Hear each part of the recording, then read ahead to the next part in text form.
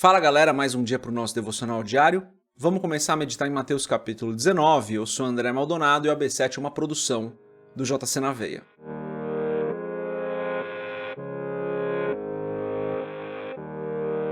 Mateus capítulo 19, dos versos 1 a 9, está escrito assim: Tendo acabado de dizer essas coisas, Jesus saiu da Galiléia e foi para a região da Judéia, no outro lado do Jordão.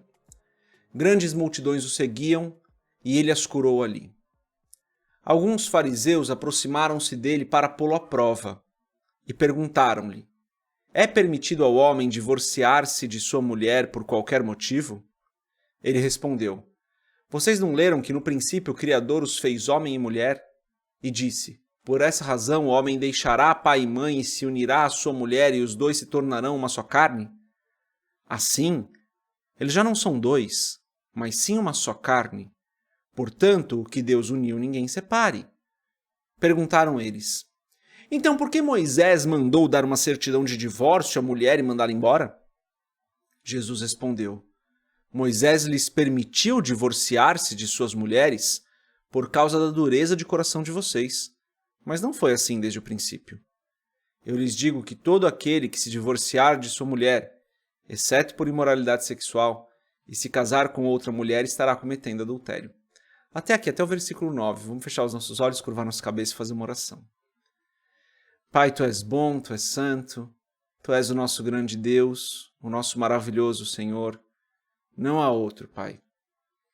Não há outro que seja como o Senhor. Tu és o alfa e o ômega, o princípio e o fim, Tu és o Criador de todas as coisas, o santo Deus maravilhoso, poderoso, justo e fiel. Na sua longanimidade, Senhor, eu peço, perdoa os nossos pecados. Da mesma forma que nós temos perdoado as pessoas, vem com o seu perdão sobre as nossas vidas.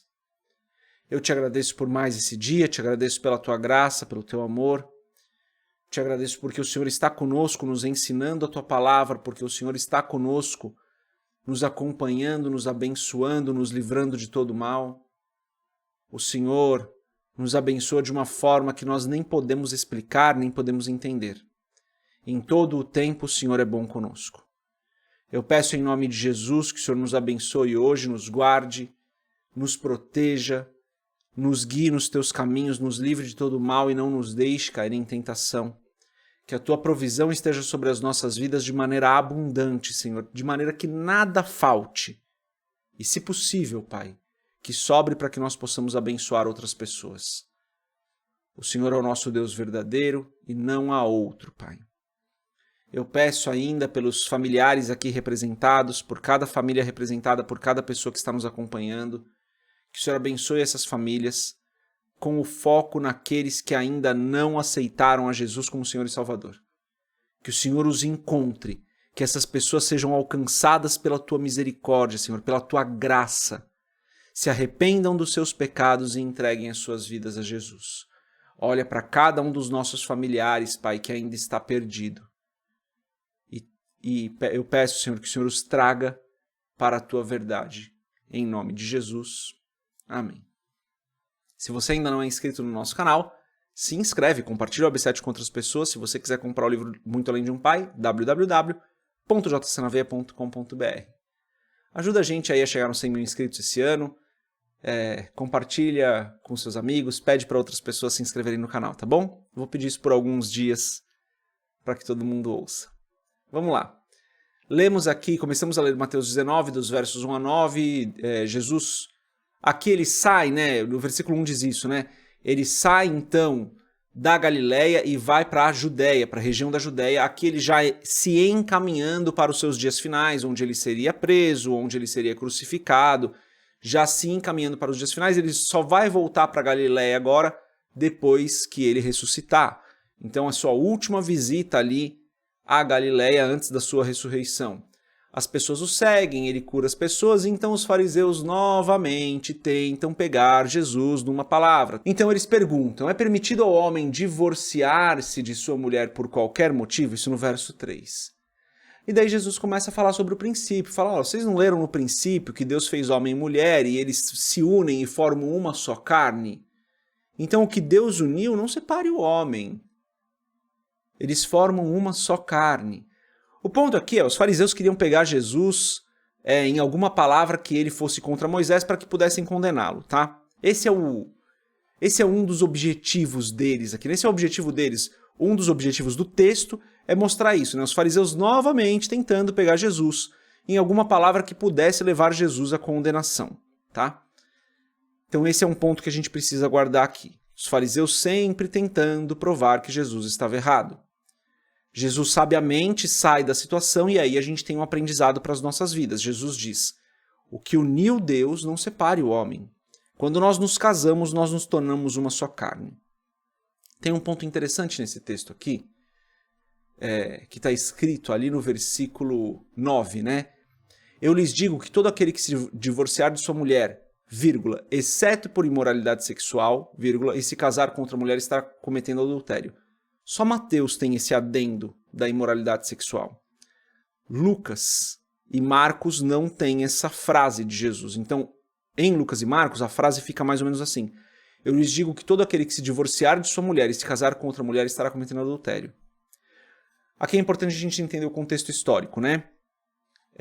O povo de Israel, no povo de Israel, no Velho Testamento, para os homens se divorciarem, tinha aí essa parte da lei que falava de algo que daria uma brecha para se divorciar, e por ser meio subjetivo, os homens acabavam se divorciando das mulheres por qualquer motivo que fosse.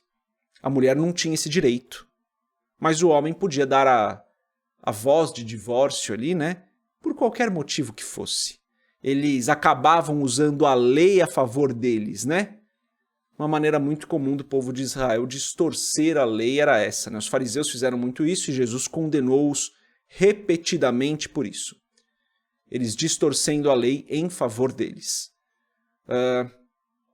Então aqui o que Jesus estava falando, mais uma vez, nas entrelinhas Jesus estava dizendo, olha, vocês entenderam a lei errado. Vocês interpretaram a lei da maneira que vocês queriam.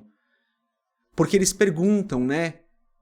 Eles perguntam assim, no verso 7, então por que Moisés mandou dar uma certidão de divórcio à mulher e mandá-la embora? Jesus responde, Moisés lhes permitiu divorciar-se de suas mulheres por causa da dureza do coração de vocês. Mas não foi assim desde o princípio. Então Jesus fala, olha, o que acontecia lá era uma permissão de Moisés porque vocês tinham um coração muito duro. Porque aqueles que se casaram não se separem.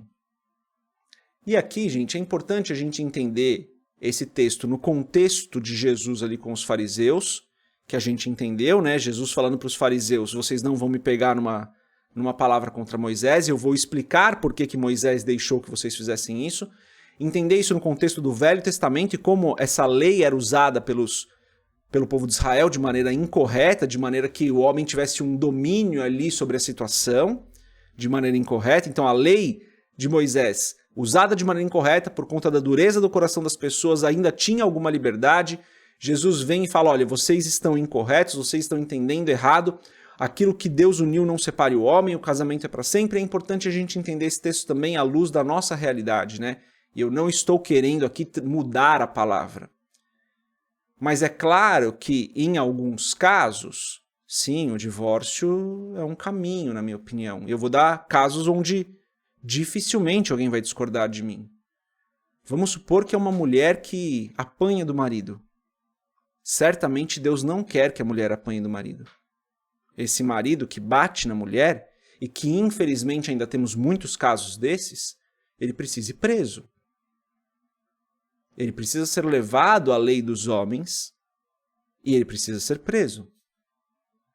Deus quer que a mulher fique num casamento onde ela apanha do marido constantemente, desculpa, nem o constantemente, eu não deveria nem ter colocado essa palavra, onde ela apanha do marido?